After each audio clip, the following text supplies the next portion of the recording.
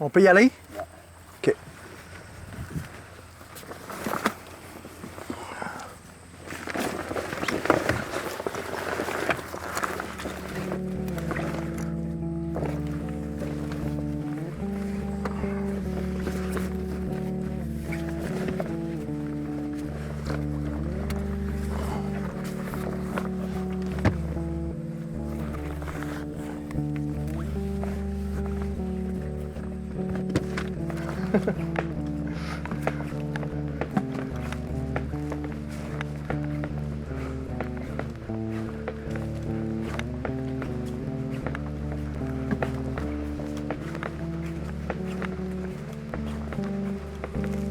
On voit ici que les gens font attention à la rivière. Ils jettent rien dedans. Ambioterra a été fondée en 2002. Initialement, c'était à Montréal. On était des étudiants de l'UQAM qui étaient, dans le fond, impliqués dans la protection de l'environnement. Et puis, on s'en allait. Donc, on voulait aussi protéger l'environnement à l'extérieur de Montréal. Donc, Ambioterra a été initié de cette façon-là. Donc, on visait il y avait plusieurs sujets qui nous intéressaient, tant la gestion écologique des déchets, la biodiversité que l'agriculture soutenue par la communauté. On était tous des bénévoles à l'époque. Et puis, finalement, on est déménagés tous en campagne, dont moi et dans le coin ici. Et les autres se sont moins impliqués dans l'organisation. Et là, il y a des citoyens de la région, dans le fond, qui ont été élus sur le conseil d'administration et, dans le fond, les projets de protection de la biodiversité en Montérégie-Ouest, qui est maintenant le principal de nos activités. Ça a été comme ça que ça a commencé Ambioterra. Mais disons que mon parcours, c'est un parcours de militant écologiste là, depuis 30 ans au Québec. Là, dans toutes sortes d'organismes. Pour moi, les organismes, c'est plus comme un véhicule qu'un outil, que comme quelque chose à qui je dois quelque chose. C'est-à-dire que je me sers des organismes pour faire avancer la cause de la protection de l'environnement. Puis, c'est ça. Puis Ambioterra, c'est une organisation qui a quand même un bon background, un bon bagage, puis aussi qui, à mon avis, cible les bons enjeux, parce qu'on est dans le sud du Québec. C'est ici que la biodiversité est la plus importante, parce que ça va avec la température, le climat. Plus on va vers le nord, moins il y a d'animaux, moins il y a de plantes. Plus on est dans le sud, plus il y a d'animaux, plus il y a de plantes. Fait que le principe est simple. C'est pour ça qu'Ambioterra, en travaillant ici, dans le sud du Québec, je pense qu'on fait un bon travail. Puis je trouve ça important qu'on soit présent, puis qu'on soit là pour protéger la biodiversité, les milieux naturels, les espèces en péril, etc. C'est sûr qu'il faut conscientiser les gens, je pense qu'ils sont trop habitués à respirer, manger, puis ils ne sont pas conscients que c'est l'eau, l'air qu'ils respirent et les aliments qu'ils consomment, puis la forêt qui filtre l'oxygène, ce pourquoi ils sont en vie. Donc, c'est toujours bon de leur rappeler que l'habitat où vit le poisson, s'il est dégradé puis que le poisson ne peut plus y vivre, bien, eux non plus, c'est comme nous aussi, on va disparaître. Par exemple, mon meilleur exemple dans la région ici, évidemment, c'est la catastrophe environnementale qui s'est produite il y a 40 ans, la contamination des lagunes de Mercier, qui perdure, les conséquences catastrophiques de ça perdurent encore 40 ans après.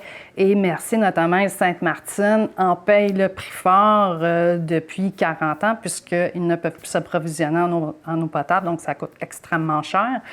Donc, les agriculteurs ne peuvent plus utiliser l'eau pour leur bétail, etc.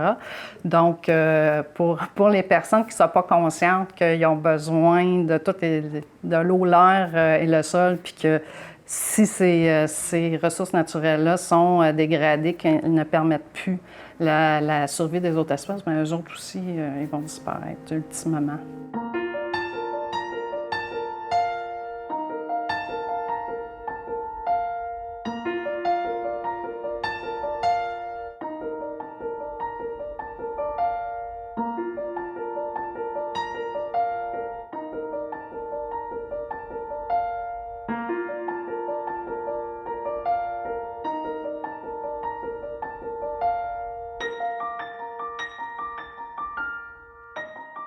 Oui, effectivement, on a créé Ambioterra parce qu'on était des militants, donc à la base écologistes, puis on voyait que si on travaillait pour des entreprises privées à but lucratif ou le gouvernement, eh bien, on ne pouvait pas, dans le fond, protéger l'environnement de la même façon que dans le milieu communautaire.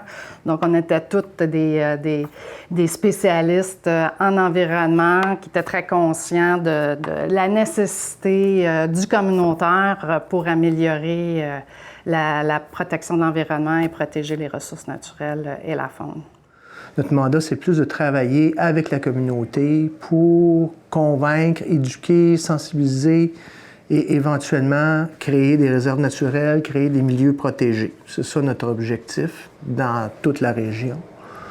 Puis on fait ça avec les citoyens et les citoyennes. On ne fait pas ça en vase clos. On essaye de travailler avec les gens sur le terrain. Sur notre conseil d'administration, c'est tous des propriétaires qui ont reçu un cahier comme ça. Donc, qui ont participé déjà à la démarche. Puis, donc, on essaie tout le temps, c'est ça, de mobiliser la communauté. C'est ça notre objectif, pour protéger la nature. C'est ça, c'est vraiment, fondamentalement, c'est ça. Rencontrer les propriétaires privés, c'est assez facile. C'est sûr que les propriétaires sont déjà souvent conscientisés, ceux qui vont participer à nos projets, parce que ce que l'on fait, c'est de la conservation volontaire. C'est-à-dire que les propriétaires volontairement vont, dans le fond, protéger leur patrimoine naturel, les habitats, les milieux naturels qu'ils ont sur leur terrain. Donc, c'est sûr que ceux qui ne sont pas intéressés, on ne peut pas les recruter. Mais pour ceux qui... on suit à peu près, on accompagne dans l'année une 20 à 30 propriétaires privés, ce qui est quand même beaucoup pour qu'est-ce qu'on fait, parce qu'on fait dans le fond, on leur remet un rapport de leur terrain, on fait un inventaire, mettons s'ils sont riverains, on fait une caractérisation de la bande riveraine, un inventaire de poissons, s'il y a un milieu humide, on fait une caractérisation du milieu humide avec les espèces qu'on y voit avec des recommandations pour chacune. La forêt, la même chose. On engage un ingénieur forestier. Donc, quand même, c'est beaucoup de temps. Bien, il faut d'abord que je le recrute. C'est comme je te donnais un exemple, j'ai recruté un monsieur qui habite sur le bord du lac Saint-François, qui est dans le bassin versant d'un petit ruisseau qu'on surveille, ou en tout cas qu'on a inclus dans notre projet sur le brochet vermiculé, parce que les petits ruisseaux qui se jettent dans le lac Saint-François, le petit brochet vermiculé, lui, il remonte les ruisseaux pour aller pondre ou pour aller manger ou chasser. Donc, tous les propriétaires qui sont le long de ce petit ruisseau-là, on les a contactés, ou en tout cas, on a essayé de les contacter. On n'a pas fini encore, mais c'est ça. Donc, j'ai recruté, la première étape, c'est de recruter des propriétaires comme ça. La semaine dernière, j'ai recruté un propriétaire. C'est ça. Il était assez réticent au début. Ça a été une discussion qui a duré à peu près 2 ou 3 heures chez lui. Je suis allé le voir chez lui. Et puis, j'ai fini par le convaincre de participer à notre programme de protection du brochet vermiculé. Donc, là, la prochaine étape, c'est qu'on va aller chez lui faire des inventaires de poissons dans le ruisseau, inventaire floristique avec notre ingénieur forestier parce qu'il y a un boisé sur son terrain. Notre ingénieur forestier, il ne fait pas juste les arbres, il fait toutes les plantes forestières.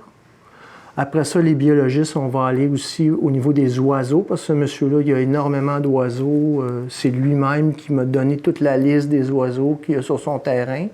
Fait que des fois, c'est ça, on tombe sur des gens qui sont déjà sensibilisés, mais qui ont besoin comme d'un petit coup de pouce pour aller plus loin, tu sais. Puis moi, je suis là pour ça. Puis il faut que je les recrute, puis je les embarque dans notre projet. Puis ça marche pas toujours, là. C'est pas toujours facile. Comme dans ce projet-là, je dois recruter 10 propriétaires. Là, il m'en manque 3. Donc, il faut que je retourne. Demain, je retourne. Puis, je vais aller voir d'autres personnes. Je vais cogner à d'autres portes. Je vais essayer de voir si je peux pas recruter 3 autres propriétaires. C'est un travail, comment je dirais, c'est pas nécessairement intéressant, là, parce qu'on n'a pas toujours une bonne réception à la porte, là. Mais en même temps, c'est ça. Moi, j'aime ça. Je rencontre les gens. J'ai de la facilité à communiquer avec les gens, puis à discuter, puis tout ça. Puis, donc, ça va bien de ce côté-là. Puis, une fois qu'on aura recruté nos 10 propriétaires, bien là, on va commencer, comme je disais, à faire les inventaires, puis à compiler toutes ces données-là dans les cahiers qui vont être remis à ces propriétaires-là. Et puis, par la suite, bien là, s'il y en a qui veulent aller plus loin dans la démarche de conservation, là, on va les aiguiller. Il y a toutes sortes de choses. Il y a fiducie environnementale, il y a la réserve naturelle, les servitudes de conservation. Il y a toutes sortes d'options qui sont disponibles pour les propriétaires pour pouvoir protéger ce qu'ils ont comme milieu naturel sur leur terrain. On a un engin de pêche qui nous permet de faire des inventaires de poissons. Ici, on est sur la rivière des Anglais, qui est une rivière qui prend sa source dans les Adirondacks, puis qui se jette dans la rivière Châteauguay. L'engin de pêche, comment ça fonctionne, c'est qu'ici, on a une espèce de sonde qui envoie un courant dans l'eau. Puis ce courant-là revient dans la queue, ici. Puis ça fait comme un demi-cercle. Puis tous les poissons qui sont dans ce demi-cercle-là sont un peu sonnés, c'est ça le mot exact, parce que c'est un courant de 300 volts, mais il n'y a presque pas d'ampérage. Donc ça ne tue pas les poissons, ça fait simplement les sonner. Puis là, ils remontent à la surface parce qu'ils ne nagent plus.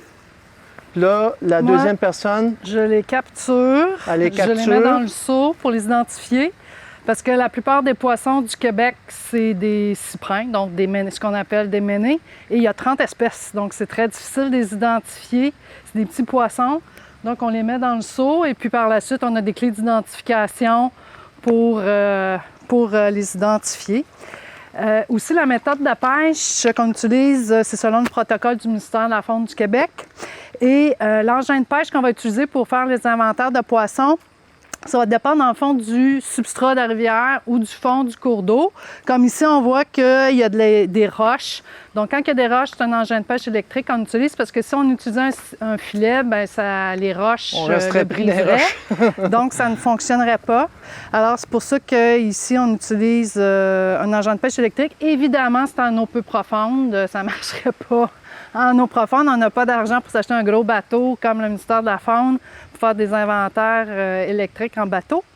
Et sinon, les autres engins de pêche, il y a un verveux qui est une espèce de piège qu'on utilise dans les milieux humides, marais, quand il y a beaucoup d'herbes. Et sinon, quand c'est du sable, le fond, bien, c'est une scène qu'on appelle. Donc, c'est un filet.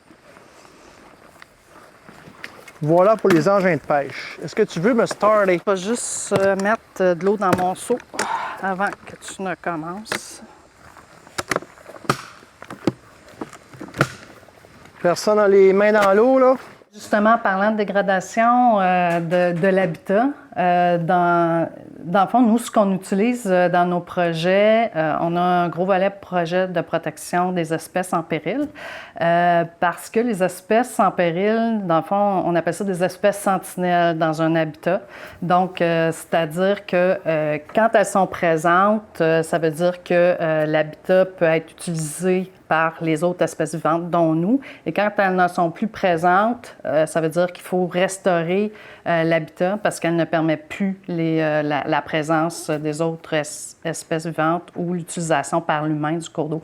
Par exemple, nous, on utilise beaucoup comme espèce sentinelle un petit poisson qui s'appelle le fouille-roche gris, qui est présent dans une dizaine de cours d'eau du coin, dont la rivière des Anglais, qui passe à Saint-Chrysostome.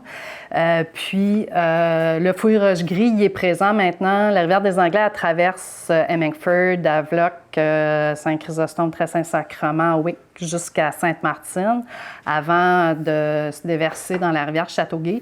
Et maintenant, ce poisson-là n'est plus que dans les 3 municipalités en amont, donc Havelock, Hemmingford et Saint-Chrysostome. Très-Saint-Sacrement, c'est tellement contaminé à Wick et jusqu'à Sainte-Martine que la présence des poissons n'est plus permise. Et même les gens qui se baignent dans la rivière, ils sortent ils ont des risques sur leur santé. Les enfants vont se baigner, ils ont des dermatites, donc ils peuvent plus vraiment, l'humain ne peut plus utiliser l'eau. Donc pour nous, ça veut dire qu'on accompagne les propriétaires plus en amont pour maintenir dans le fond, la protection de l'environnement. Et en aval, ça va être plutôt de la restauration, donc vraiment réaliser des aménagements de bandes riveraines. Oui, en fait, si on veut, dans les options de conservation ou de protection là, des milieux naturels qui s'offrent aux propriétaires, les propriétaires ont plusieurs options à regarder. C'est un peu complexe, je ne pourrais pas rentrer dans tout le détail, mais disons que l'option la plus contraignante pour le propriétaire et pour le reste de la planète, c'est la création d'une réserve naturelle. Parce qu'une réserve naturelle, c'est quelque chose qui est créé en vertu d'une loi. Donc, ça a un statut légal. C'est 25 ans. C'est protégé pendant 25 ans où le propriétaire peut choisir de protéger à perpétuité, pour toujours. Puis là, ce que ça veut dire concrètement, là, c'est qu'il n'y a pas de mines qui vont s'installer là, il n'y a pas de puits de pétrole, il n'y a pas de coupage de forêt, il n'y a pas rien qui va se faire sur cette réserve naturelle-là. Et le milieu va être protégé. Naturellement, nous, en Bioterra, ce qu'on fait, c'est qu'on aide les propriétaires à démontrer que sur le terrain en question, il y a une valeur écologique. On ne créera pas une réserve naturelle dans un parking de centre d'achat. Donc, il faut qu'il y ait une valeur écologique sur le terrain pour que la réserve naturelle soit acceptée par le ministère de l'Environnement du Québec. Après que c'est accepté, à ce moment-là, le propriétaire bénéficie d'une déduction de taxes foncières pour la valeur totale du terrain qui a été mis en réserve. C'est-à-dire que c'est pas tout le terrain, souvent la maison, puis toutes les affaires ne seront pas incluses dans la réserve. Mais la partie du terrain qui va être en réserve naturelle, elle n'est pas taxable par la municipalité. La municipalité est obligée de cesser de charger des taxes. Par contre, dans la loi sur les compétences municipales, il y a un petit retour d'ascenseur, c'est-à-dire que la municipalité peut dire « Oui, mais on va ramasser vos poubelles, on déneige le chemin, donc on va quand même vous charger un petit montant. » Mais ça ne sera pas les taxes totales. Fait que ça, c'est un incitatif majeur pour les propriétaires. Parce que souvent, ils ont des grands terrains, puis ils n'en font pas grand-chose. Ils n'exploitent même pas la forêt parce qu'il n'y a plus grand monde qui fait ça, aller bûcher dans le bois. Ils ne font pas grand-chose à part, mettons, chasser ou se promener, des trucs comme ça. Fait que pour eux, souvent, c'est une bonne façon là, de protéger, puis en même temps de bénéficier d'exemption de taxes foncières. On les voit bien.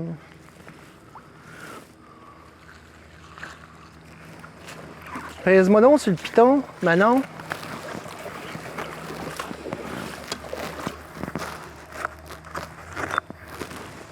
C'est bon? On va juste faire un test, voir à combien que tu vas.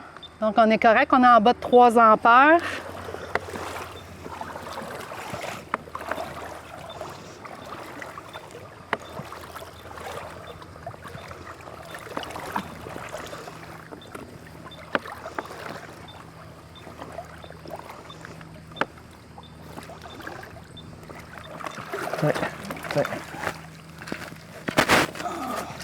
Et là, c'est quoi? Fait que tu peux venir voir si tu veux, Mathieu, on en a un. Donc, c'est dans la famille des Cyprinidés, donc ce qu'on appelle les ménés. Et puis, c'est un adulte avec des juvéniles, donc des petits bébés. C'est quelle sorte, ça? C'est des huitouches. Des huitouches.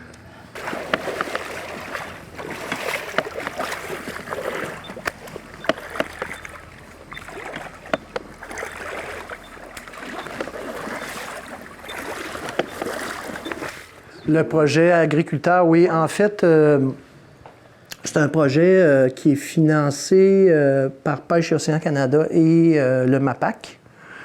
Nous, ce qu'on fait depuis 2014, on a commencé en 2014 avec les agriculteurs du bassin de la rivière Trout, là, dans l'ouest de la région.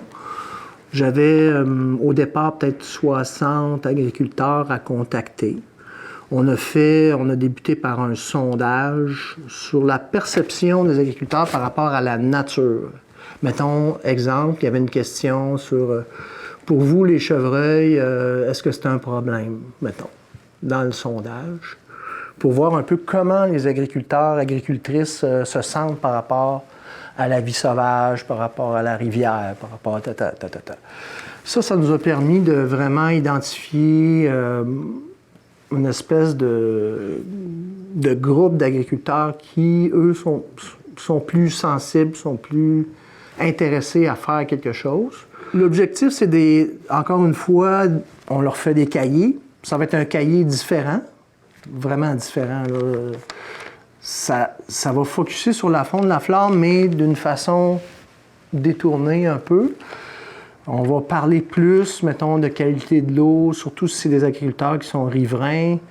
On va parler de toutes sortes de choses, de pratiques, de méthodes. On va faire la promotion de nouvelles méthodes, de nouvelles façons de faire, de semi-direct,